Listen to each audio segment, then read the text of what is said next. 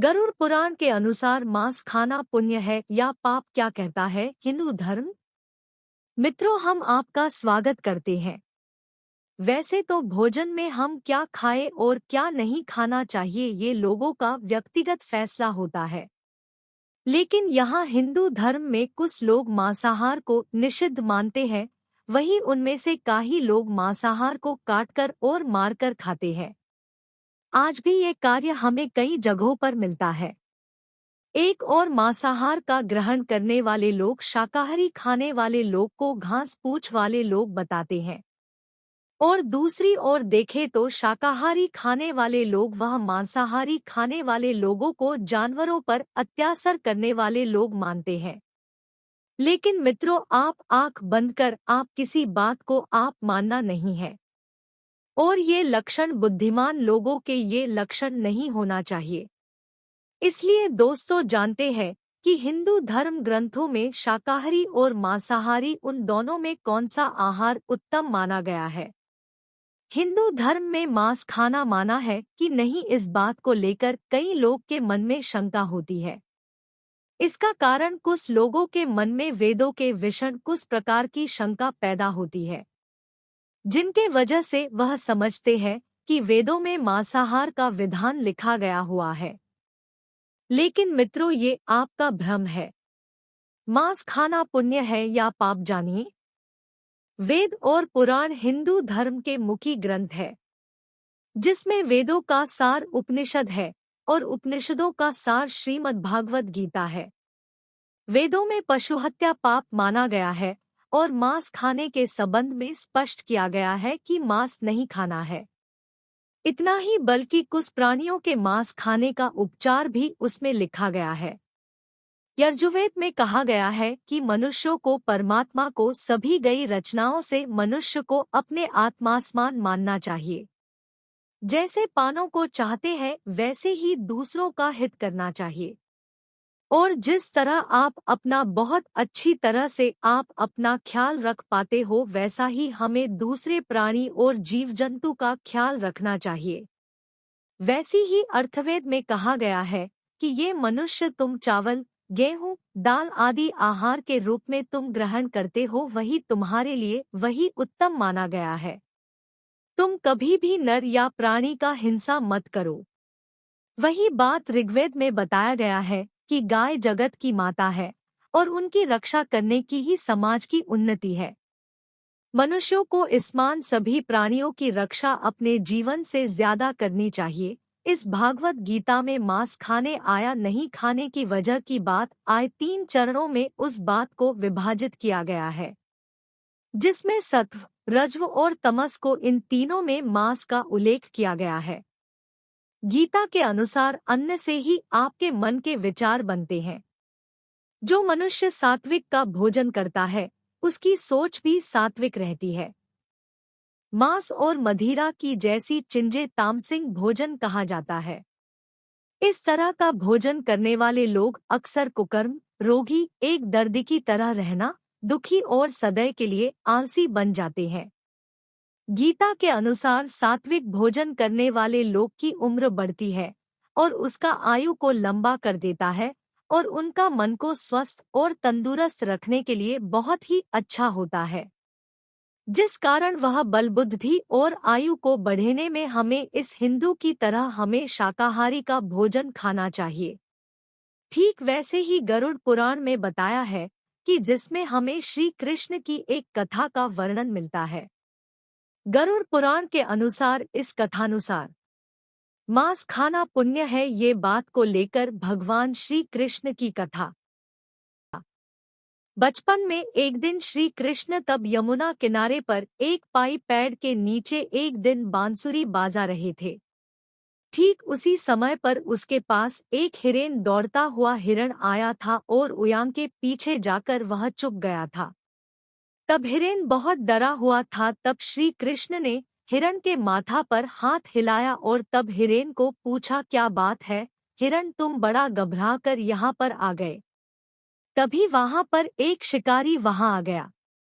तब शिकारी बोला कि ये मेरा शिकार है, तुम मुझे दे दो। तब भगवान श्री कृष्ण बोले कि हर जीवित प्राणी पर सबसे पहले उनका हक होता है, न कि किसी और का हक होता है। ये बात सुनकर शिकारी को बड़ा ही क्रोध आ गया था। उस शिकारी गरज हुए कहा, भगवान कृष्ण को ये मेरा शिकार है जिसे मैं पकाकर खाऊंगा, ये बात छोड़ो, तुम मुझे तुम्हारा ज्ञान मत दो। इस प्रकार ये बात भगवान श्री कृष्ण दोबारा बोले कि किसी भी प्राणी को मारना या जीव को मारना ये बड़ा ही पाप है। क्या तुम पाप के भागी बनाना चाहते हो? मांसाहार ये पापा है या पुण्य, ये बात तुम नहीं जानते हो। तब वह शिकारी बोला कि मैं आपकी तरह बहुत ज्ञानी नहीं हूँ कि मैं क्या जानूं कि मांसाहार पापा है या पुण्य, ये बात नहीं जानता हूँ। मैं तो बस इतना जानता हूँ कि मैं यदि ये शिकार नहीं कर पाया तो मुझे ये खाना नहीं मिल पाएगा। मैं इस हिरण को इस जीव से मुक्त कर मैं तो पुण्य ही तो कमा रहा हूँ। फिर आप क्यों मुझे इस पुण्य को कमाने से मुझे तुम रोक रहे? जहाँ तक मैंने सुना है कि जीवा हत्या तो शास्त्रों में उसका उल्लेख किया गया है। तब राज भी शिकार करते थे, तब ये पाप नहीं कहलाता था, और इस पाप का मैं ही क्यों अब भोगी बनूं, बताओ तुम। तब शिकारी श्री कृष्ण को पूछा, अब आप ही बताइए कि मांसाहार पाप है या पुण्य, इसके बारे में बताइए। तब शिकारी की बात सुनकर भगवान श्री कृष्ण को लगा कि ये शिकारी मांसाहार खाकर आपने बूढ़ी नष्ट कर बैठा है। इसके अंदर सोचने और विचार करने वाले भी विचार उसके अंदर नहीं, बल्कि ये बात को पूरा ही समझता ही नहीं है।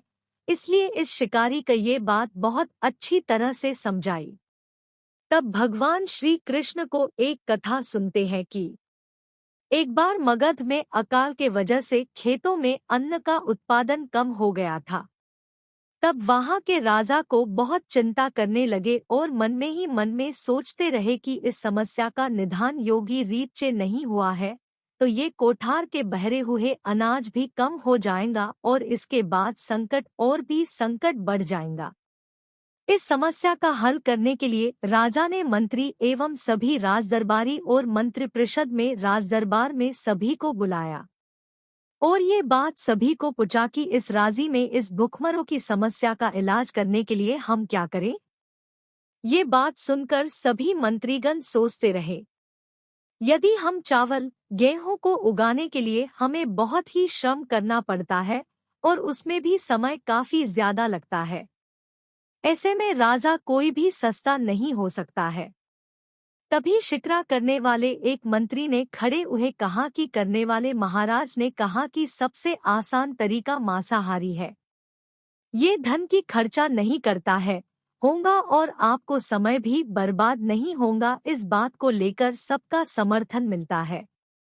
तब राजा वह पर शांत होकर सबकी ओर देखता है और उसके बाद मंत्रिपद ने कहा कि मैं ये बात नहीं मानता है कि मांस ये सबसे सस्ता पदार्थ है, ये नहीं मानता हूँ। फिर भी मैं इस विषय पर मैं आपको कल ये बात देता हूँ। प्रधानमंत्री जब उस मांसाहार हर के घर जाकर पूछे और उनसे कहा कि संध्या को महाराज बीमार हो गए, उनकी हालत बहुत ही खराब हो गई है। तब वैद्य ने कहा कि तब कुछ शक्तिशाली प्राणी का मांस यदि मिल जाए तो वह जल्दी ही ठीक हो जाते हैं। तब उसे ने कहा कि आप मेरे पास आप सब कुछ मांग सकते हो। तब शिकारी ने कहा कि मैं तुम्हारा हृदय निकाकर मैं राजा को दे देता हूँ। तब वह उदास हो गया। तब वह राजा को उस मांस खिलाया और तभी राजा ठीक हो गए। इस कारण वह सब खुश हो गया, जिस कारण वह शिकारी को अंदर ही बड़ा प्रभाव लगा और कहने लगा मैं आज ही मांस खाना में छोड़ दूंगा। तो मित्रों, आप इस कथा को जानने के बाद आप पर निर्भर करता है कि आप कौन सा आहार ग्रहण करना चाहते हैं और कौन सा नहीं। इस बात को लेकर विज्ञान भी प्रमाणित कर चुका है कि हमारे शरीर के लिए हमें मांसाहार की अपेक्षा से हमें शाकाहार के भोजन हमें खाना चाहिए। आप वैज्ञानिकों को माने तो आप शाकाहारी भोजन खाने से हमारे शरीर के अंदर बहुत सारी प्रकार शक्ति और मजबूत बनाता है, हमारा पाचन तंत्र और हमारी बुद्धि को बढ़ाने में काम करता है। लेकिन कुछ ग्रंथों अनुसार मांसाहार को बड़ा ही उत्तम माना गया है। जिन जीवों को आप मारकर खा रहे हो उन्हें पाने प्राण बचाने के लिए अवसर भी नहीं मिलता है। जिस तरह हम प्राणियों का शिकार करते हैं, तो हमें इस जन्म क्या दूसरे जन्म हमें ये मनुष्य का अवतार नहीं मिलता।